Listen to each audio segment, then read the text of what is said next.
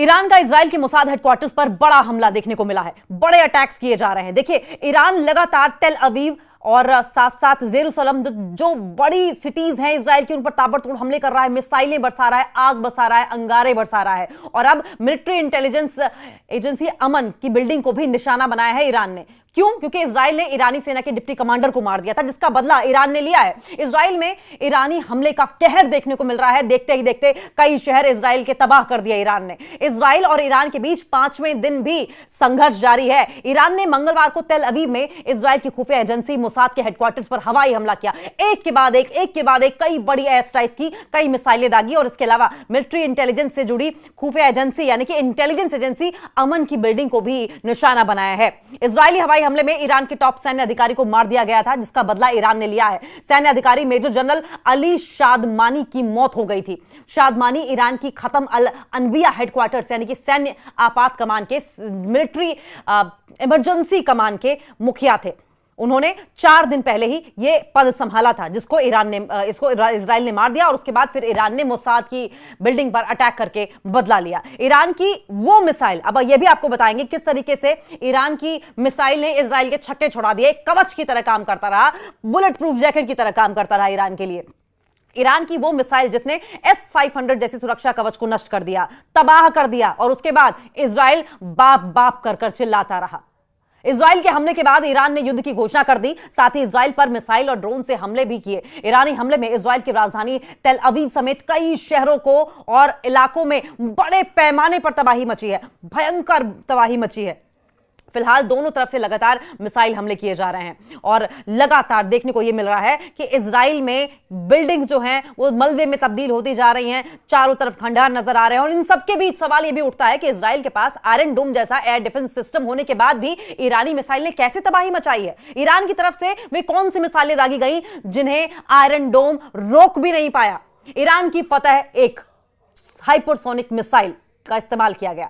यह इतनी खतरनाक है कि उसे एयर डिफेंस सिस्टम भी नहीं रोक सकता है। आपको बता दें कि आयरन डोम को Russian air defence system S-400 और S-500 के टक्कर का बताया जाता है। ऑपरेशन सिंदूर के दौरान S-400 की ताकत पूरी दुनिया ने देखी थी, लेकिन इजराइल का आयरन डोम ईरान की मिसाइलों को रोकने में नाकामयाब रहा। जानकारी यह है कि ईरान ने इजराइल पर फतह एक सुपरसोनिक हाइपरसोनिक मिसाइल से अटैक किया था। यह मीडियम रेंज की बैलिस्टिक मिसाइल है। ईरान अगर इजराइल के क्रिटिकल इमरजेंसी इंस्टॉलेशन पर मिसाइल से हमला करना चाहता है तो उसकी रेंज कम से कम 1000 किलोमीटर होनी चाहिए, जो कि है। ईरान की ताकतवर फतह एक हाइपरसोनिक मिसाइल की रेंज 1400 किलोमीटर के आसपास बताई जा रही है। 1000 किलोमीटर से 400 किलोमीटर ज्यादा। हाइपरसोनिक होने की वजह से इसकी रफ्तार भी काफी अधिक है। सिक्योरिटी एक्सपर्ट्स की माने तो हाइपरसोनिक मिसाइल लो ऑल्टीट्यूड यानी कि कम ऊंचाई पर ट्रैवल करने में केपेबल होती है। लो ऑल्टीट्यूड मिसाइल रेडार को आसानी से चकमा दे देते हैं, आसानी से रेडार की नजरों से बच जाते हैं। एक्सपर्ट्स का यहां तक मानना है कि ये इस कैटेगरी की मिसाइलें एयर डिफेंस सिस्टम को भी बाईपास कर सकती हैं और यही वजह है कि ईरान आयरन डोम को धता बताते हुए इजराइल के अंदर तक अटैक करने में कामयाब रहा। फतह एक मिसाइल ईरान की ताकत है, ऐसा कहा जा रहा है। ईरान ने फतह एक मिसाइल को जून 2023 में दुनिया के सामने पेश किया था। इसे इस्लामिक रेवोल्यूशनरी गार्ड कोरी यानी कि IRGC के ने डेवलप किया था। ईरान ने नवंबर 2023 में इसके नए वर्जन फतह 2 को डेवलप किया था। हाई स्पीड की वजह से यह मिसाइल एयर डिफेंस सिस्टम को चकमा देकर टारगेट को हिट करने में सक्षम है।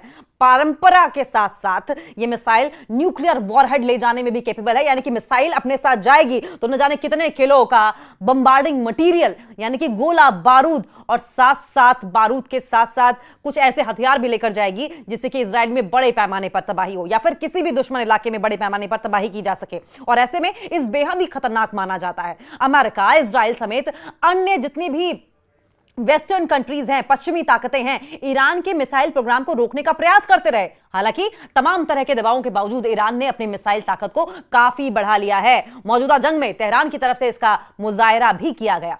एक दूसरे पर हमले का दावा लगातार किया जा रहा है। ईरान और इजराइल एक दूसरे पर कई मिसाइलें दाग चुके हैं। दोनों देशों के बीच बीते 48 घंटे से लगातार संघर्ष जारी है। इजराइल का दावा यह है कि उसने तेहरान में मौजूद रक्षा मंत्रालय को निशाना बनाया, डिफेंस मिनिस्ट्री को निशाना बनाया और इसके अलावा तेहरान और बुशहर में ऑयल डिपो और गैस रिफाइनरी समेत 150 से ज्यादा ठिकानों को हिट कर दिया। 2 दिन की लड़ाई में अब तक 138 ईरानी नागरिकों के मारे जाने का दावा किया जा रहा है। देखिए लगभग 5 दिन का समय बीत चुका है, लेकिन पिछले 2 दिन की घटना हम बता रहे हैं। इनमें 9 न्यूक्लियर साइंटिस्ट और 20 से ज्यादा ईरानी कमांडर शामिल हैं और यह आंकड़ा बढ़ रहा है। उसके अलावा 350 से ज्यादा लोग घायल हैं। ईरान की राजधानी तेहरान समेत 7 राज्यों में एयर डिफेंस सिस्टम एक्टिव कर दिया गया है। ईरान ने भी पलटवार करते हुए इजराइल पर 150 से ज्यादा मिसाइलें दागी, उसके बाद 200 और लॉन्च कर दी। हमले में इजराइल के 11 लोग मारे गए हैं और 300 से ज्यादा लोग घायल हुए हैं। बड़े पैमाने पर ईरान ने तबाही मचाई है इजराइल में। ईरान ने इजरायली F-35 विमान को मार गिराने का भी दावा किया है।